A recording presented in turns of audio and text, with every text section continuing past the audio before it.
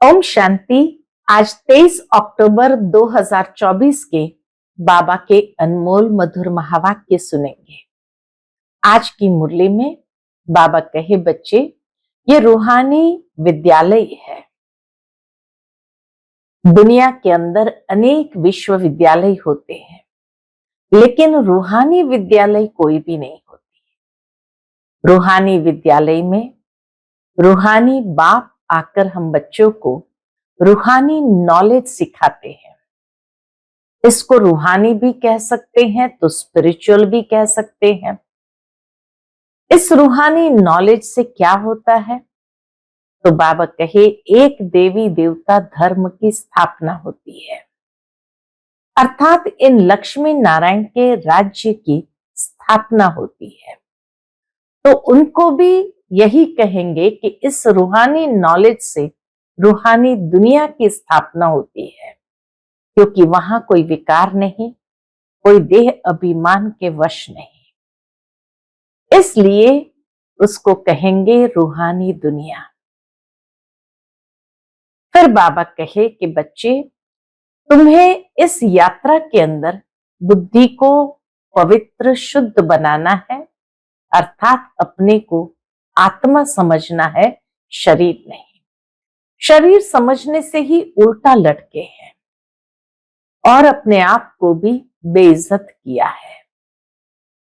बाबा आकर के हम बच्चों को आत्माभिमानी बना करके कितना इज्जत वाला बनाते हैं, लेकिन जब मनुष्य कोई भी विकारों के वश हो जाते हैं तो वह स्वयं ही स्वयं को बेइज्जत कर देता है।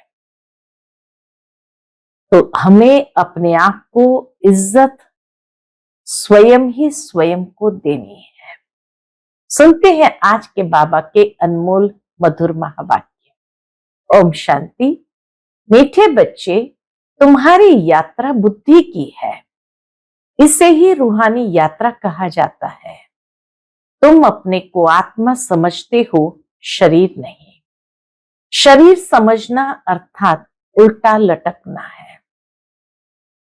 आज की मुरली से प्रश्न है, माया के पंप में मनुष्य को कौन सी इज्जत मिलती है?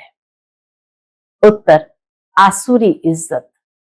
मनुष्य किसी को भी आज थोड़ी इज्जत देते हैं, कल उसकी बेइज्जती करते हैं, गालियां देते हैं। माया ने सबकी बेइज्जती की है। कैसे? पतित बना दिया है। बाप आए हैं तुम्हें दैवी इज्जत वाला बनाने। ओम शांति। रूहानी बाप रूहों से पूछते हैं, कहां बैठे हो? तुम कहेंगे, विश्व की रूहानी यूनिवर्सिटी में। कहां बैठे हैं? विश्व की रूहानी यूनिवर्सिटी में। रूहानी अक्षर तो वो लोग जानते नहीं। विश्वविद्यालय तो दुनिया में अनेक है। यह है सारे विश्व में एक ही रूहानी विद्यालय, एक ही पढ़ाने वाला है। क्या पढ़ाते हैं? रूहानी नॉलेज। तो यह है स्पिरिचुअल विद्यालय, अर्थात रूहानी पाठशाला। स्पिरिचुअल अर्थात रूहानी नॉलेज पढ़ाने वाला कौन है? यह भी तुम बच्चे ही अभी जानते हो। रूहानी बाप ही रूहानी नॉलेज पढ़ाते हैं, इसलिए उनको टीचर भी कहते हैं। स्पिरिचुअल फादर पढ़ाते हैं। अच्छा, फिर क्या होगा? इस पढ़ाई से क्या होगा? तुम बच्चे जानते हो, इस रूहानी नॉलेज से हम अपना आदि सनातन देवी देवता धर्म स्थापन करते हैं। इस रूहानी नॉलेज से देवता धर्म स्थापन करते हैं। एक धर्म की स्थापना, बाकी जो इतने सब धर्म है उनका विनाश हो जाएगा। ये स्पिरिचुअल नॉलेज का सब धर्मों से क्या ताल्लुक है, यह भी तुम अभी जानते हो। एक धर्म की स्थापना इस रूहानी नॉलेज से होती है। ये लक्ष्मी नारायण विश्व के मालिक थे ना, उनको कहेंगे रूहानी दुनिया। लक्ष्मी नारायण की दुनिया को कहेंगे रूहानी दुनिया, स्पिरिचुअल वर्ल्ड। इस स्पिरिचुअल नॉलेज से तुम राजयोग सीखते हो, राजाई स्थापन होती है। अच्छा, फिर और धर्म से क्या ताल्लुक है? और सभी धर्म विनाश को पाएंगे, क्योंकि तुम पावन बनते हो तो तुमको नई दुनिया चाहिए। इतने सब अनेक धर्म खत्म हो जाते हैं, एक धर्म रहेगा। उसको कहा जाता है विश्व में शांति का राज्य। अभी है पतित अशांति का राज्य, फिर होगा पावन शांति का राज्य। अभी तो अनेक धर्म है, कितनी अशांति है, सब पतित ही पतित है। रावण का राज्य है ना। अब बच्चे जानते हैं 5 विकारों को जरूर छोड़ना है, यह साथ में नहीं ले जाने हैं। 5 विकार साथ में नहीं ले जाने हैं। आत्मा अच्छे व बुरे संस्कार ले जाती है ना। अब बाप तुम बच्चों को पवित्र बनने की बात बताते हैं। उस पावन दुनिया में कोई भी दुख नहीं होता। यह स्पिरिचुअल नॉलेज पढ़ाने वाला कौन है? स्पिरिचुअल फादर, सभी आत्माओं का बाप। स्पिरिचुअल फादर माना सभी आत्माओं का बाप। स्पिरिचुअल फादर क्या पढ़ाएंगे? Spiritual knowledge. इसमें कोई भी किताब आदि की दरकार नहीं, सिर्फ अपने को आत्मा समझ बाप को याद करना है, पावन बनना है। बाप को याद करते करते अंत मते सुगति हो जाएगी। यह है याद की यात्रा। यात्रा अक्षर अच्छा है, वह है जिस्मानी यात्राएं, यह है रूहानी। उसमें तो पैदल जाना पड़ता है, हाथ पांव चलाते हैं, इसमें कुछ नहीं। बुद्धि से यह यात्रा करते हैं, सिर्फ याद करना है। भल कहां भी घूमो फिरो, उठो बैठो, अपने को आत्म समझ बाप को याद करो। डिफिकल्ट बात नहीं है, सिर्फ याद करना है। यह तो रियलिटी है ना, ये तो वास्तविकता है ना। आगे तुम उल्टे चल रहे थे, बाबा के आगे तुम एकदम उल्टे चल रहे थे। कैसे? अपने को आत्मा के बदले शरीर समझना, इसको कहा जाता है उल्टा लटकना। अपने को आत्मा समझना, यह है सुल्टा। अल्लाह जब आते हैं तब आकर पावन बनाते हैं। अल्लाह की पावन दुनिया है, रावण की पतित दुनिया है। देह अभिमान में सभी उल्टे हो गए हैं।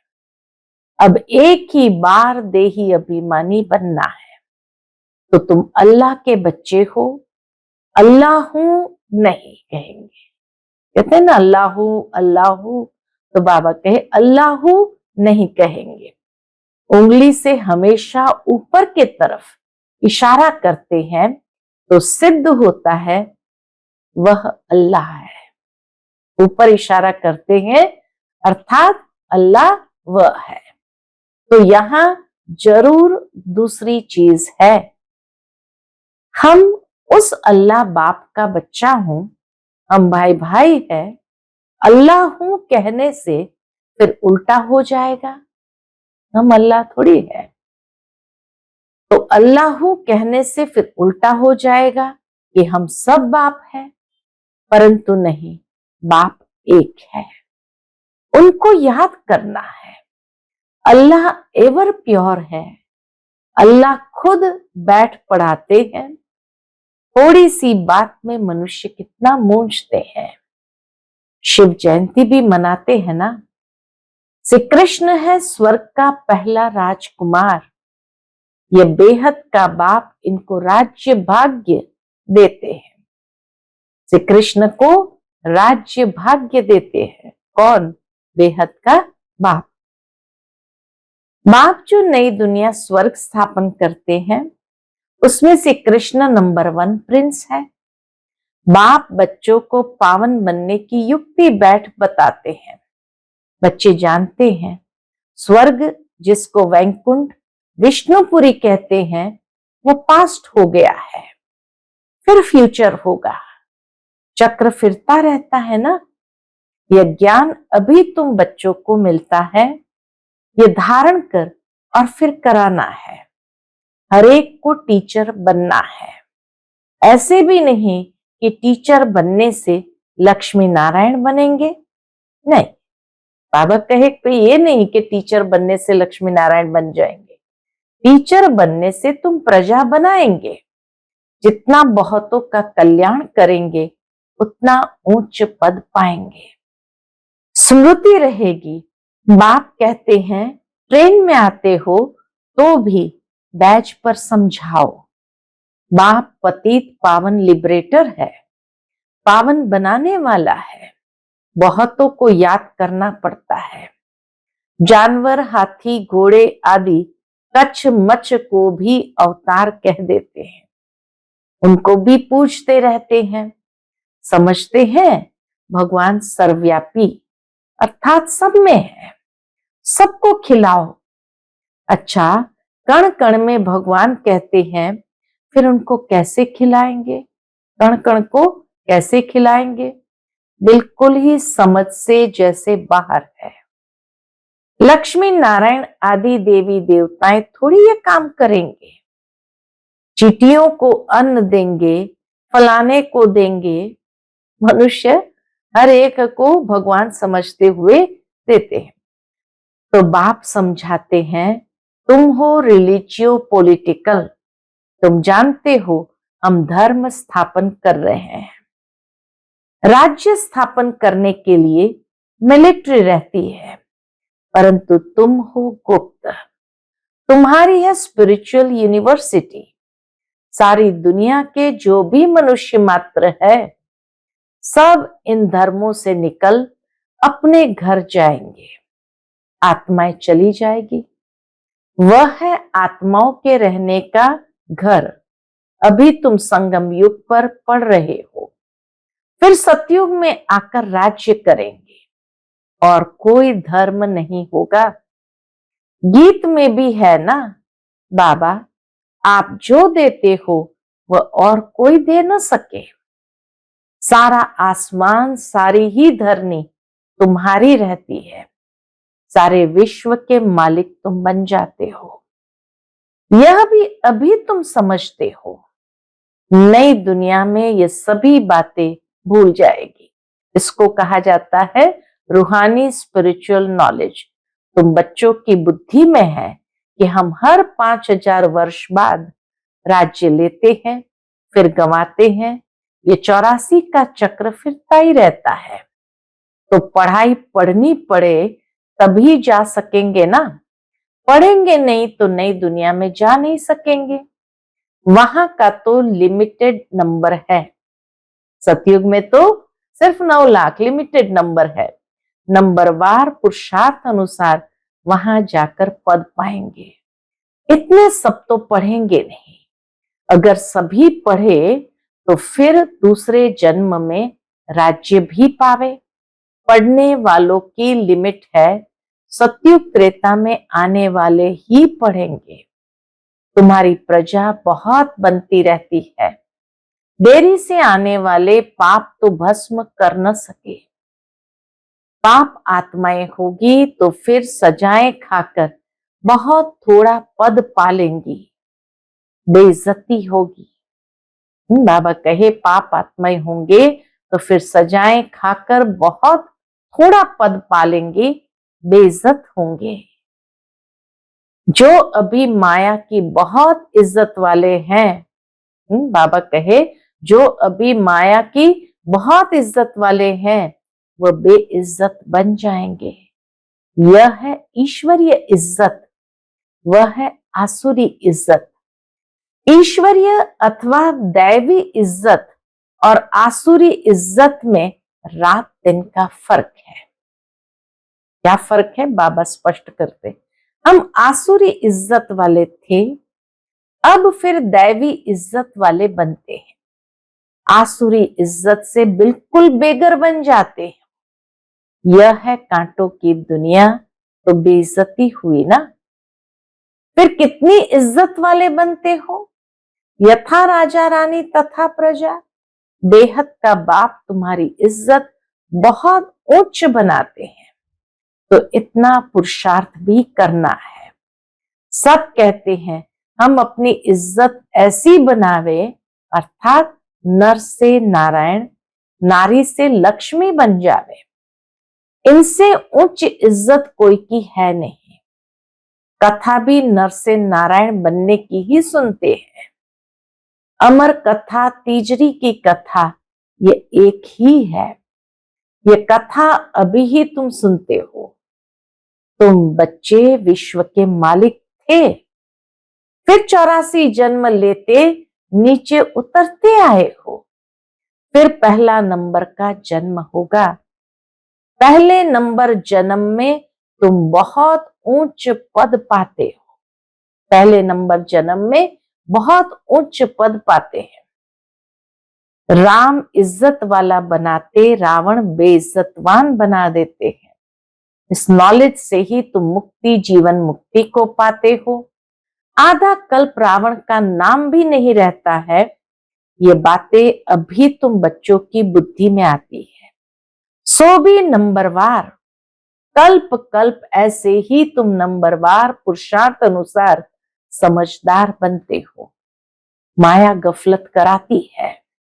बेहद के बाप को याद करना ही भूल जाते हैं। गफलत ऐसे कराती जो याद करना ही भूल जाते हैं। भगवान पढ़ाते हैं, वो हमारा टीचर बना है, फिर भी एब्सेंट रहते हैं। ऐसी गफलत कराती है। फिर भी एब्सेंट रहते हैं, पढ़ते नहीं हैं, दर दर धक्के खाने की आदत पड़ी हुई है। पढ़ाई पर जिनका ध्यान नहीं रहता है, तो उनको फिर नौकरी में लगा देना होता है। धोबी आदि का काम करते हैं, उसमें पढ़ाई की क्या दरकार है। व्यापार में मनुष्य मल्टी मिलियनर बन जाते हैं, अर्थात धनवान बन जाते हैं। नौकरी में इतना नहीं बनेंगे, उसमें तो फिक्स पगार मिलेगी। अब तुम्हारी पढ़ाई है विश्व की बादशाही के लिए। यहां कहते हैं ना हम भारतवासी है, पीछे फिर तुम कहेंगे विश्व के मालिक है। अभी हम भारतवासी है, पीछे बाबा कहे तुम कहेंगे हम विश्व के मालिक है। वहां देवी देवता धर्म के सिवाय दूसरा कोई धर्म होता नहीं। बाप तुमको विश्व का मालिक बनाते हैं, तो उनकी मत पर चलना चाहिए। कोई भी विकार का भूत नहीं होना चाहिए। ये भूत बहुत खराब है। कामी की हेल्थ बिगड़ती रहती है, ताकत कम हो जाती है। इस काम विकार ने तुम्हारी ताकत बिल्कुल खत्म कर दी है। नतीजा यह हुआ, क्या हुआ? आयु कम होती गई, भोगी बन पड़े हैं। कामी, भोगी, रोगी सब बन जाते हैं। इज्जत भी गई। बाबा कहे काम विकार के कारण आयु भी खत्म हो गई और भोगी भी बन गए, रोगी भी बन गए। वहां विकार होता नहीं, तो योगी होते हैं। सदैव तंदुरुस्त और आयु भी 150 वर्ष होती है। वहां काल खाता नहीं है। इस पर एक कथा भी बताते हैं। कोई से पूछा गया पहले सुख चाहिए या पहले दुख चाहिए, तो उनको कोई ने इशारा दिया, बोला पहले सुख चाहिए, क्योंकि सुख में चले जाएंगे तो वहां कोई काल आएगा नहीं, अंदर घुस न सके। एक कथा बना दी है। बाप समझाते हैं तुम सुख धाम में रहते हो, तो वहां कोई काल होता नहीं। रावण राज्य ही नहीं, फिर जब विकारी बनते हैं तो काल आता है। कथाएं कितनी बना दी है। काल ले गया, फिर यह हुआ। न काल देखने में आता है, न आत्मा दिखाई पड़ती है। इनको कहा जाता है दंत कथाएं। कल रस की बहुत कहानियां हैं। अब बाप समझाते हैं वहां अकाले मृत्यु कभी होता नहीं। आयु बड़ी होती है और पवित्र रहते हैं। 16 कला फिर कला कम होते होते एकदम 9 कला हो जाते हैं। मैं निर्गुण हारे में कोई गुण नाही। एक निर्गुण संस्था भी बच्चों की है। कहते हैं हमारे में कोई गुण नाही, हमको गुणवान बनाओ, सर्वगुण संपन्न बनाओ। अब बाप कहते पवित्र बनना है, मरना भी है सबको। इतने ढेर मनुष्य सतयुग में नहीं होते। अभी तो कितने ढेर है। वहां बच्चे भी योग बल से होता है। यहाँ तो देखो कितने बच्चे पैदा करते रहते हैं। बाप फिर भी कहते हैं, क्या कहते हैं? बाप को याद करो। वह बाप ही पढ़ाते हैं। टीचर पढ़ाने वाला याद पड़ता है ना। तुम जानते हो शिव बाबा हमको पढ़ा रहे हैं। क्या पढ़ाते हैं वह भी तुमको मालूम है। तो बाप अथवा टीचर से योग लगाना है। नॉलेज बहुत ऊंची है। अभी तुम सबकी स्टूडेंट लाइफ है। ऐसी यूनिवर्सिटी कभी देखी? पूछते बाबा। जहां बच्चे बूढ़े जवान सब इकट्ठे पढ़ते हो, ऐसी यूनिवर्सिटी कभी देखी? एक ही स्कूल, एक ही पढ़ाने वाला टीचर हो और जिसमें ब्रह्मा स्वयं भी पढ़ता हो। वंडर है ना। शिव बाबा तुमको पढ़ाते हैं, ये ब्रह्मा भी सुनते हैं। बच्चा चाहे बूढ़ा कोई भी पढ़ सकते हैं। बच्चा हो बूढ़ा हो कोई भी पढ़ सकते। तुम भी पढ़ते हो ना ये नॉलेज। अब पढ़ाना शुरू कर दिया है। दिन प्रतिदिन टाइम कम होता चला जाता है। अभी तुम बेहद में चले गए हो। जानते हो ये 5000 वर्ष का चक्र कैसे पास हुआ। पहले एक धर्म था, अभी कितने ढेर धर्म है। अभी सॉवरेनिटी नहीं कहेंगे, इसको कहा जाता है प्रजा का प्रजा पर राज्य। राजा ही नहीं है, सॉवरेनिटी नहीं है। पहले पहले बहुत पावरफुल धर्म था, सारे विश्व के मालिक थे। अभी अधर्मी बन पड़े हैं। कोई धर्म नहीं है, सब में 5 विकार है। बेहद का बाप कहते बच्चों अब धैर्य धरो, बाकी थोड़ा समय अभी तुम इस रावण राज्य में हो। अच्छी रीति पढ़ेंगे तो फिर सुखधाम में चले जाएंगे। यह है दुखधाम। तुम अपने शांति धाम और सुख धाम को याद करो, इस दुख धाम को भूलते जाओ। आत्माओं का बाप डायरेक्शन देते हैं। क्या डायरेक्शन देते हैं? हे रूहानी बच्चों, रूहानी बच्चों ने इन ऑर्गन्स द्वारा सुना। तुम आत्माएं जब सतयुग में सतो प्रधान थी तो तुम्हारा शरीर भी फर्स्ट क्लास सतो प्रधान था। तुम बड़े धनवान थे। फिर क्या हुआ? पुनर्जन्म लेते लेते क्या बन गए हो? रात दिन का फर्क है। दिन में हम स्वर्ग में थे, रात में हम नरक में हैं। इनको कहा जाता है ब्रह्मा का सो ब्राह्मणों का दिन और रात। 63 जन्म धक्के खाते रहते हैं, अंधियारी रात में भटकते रहते हैं। तो बाबा के अंधियारी रात है ना, तो भटकते रहते हैं। भगवान कोई को मिलता ही नहीं। इसको कहा जाता है भूल भुलैया का खेल।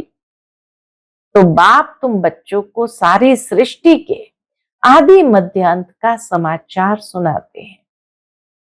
अच्छा, मीठे मीठे सिक्के लदे बच्चों प्रति माता पिता बाप दादा का याद प्यार और गुड मॉर्निंग। रूहानी बाप की रूहानी बच्चों को नमस्ते। हम सब रूहानी बच्चों की रूहानी माता पिता बाप दादा को याद प्यार गुड मॉर्निंग और नमस्ते नमस्ते। शुक्रिया बाबा, शुक्रिया। आज की मुरली से धारणा के लिए मुख्य सार है। पहली पॉइंट, दर दर धक्के खाने की आदत छोड़ भगवान की पढ़ाई ध्यान से पढ़नी है। कभी एब्सेंट नहीं होना है।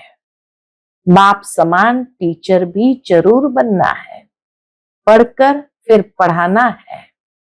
दूसरी पॉइंट, सत्यनारायण की सच्ची कथा सुन नर से नारायण बनना है।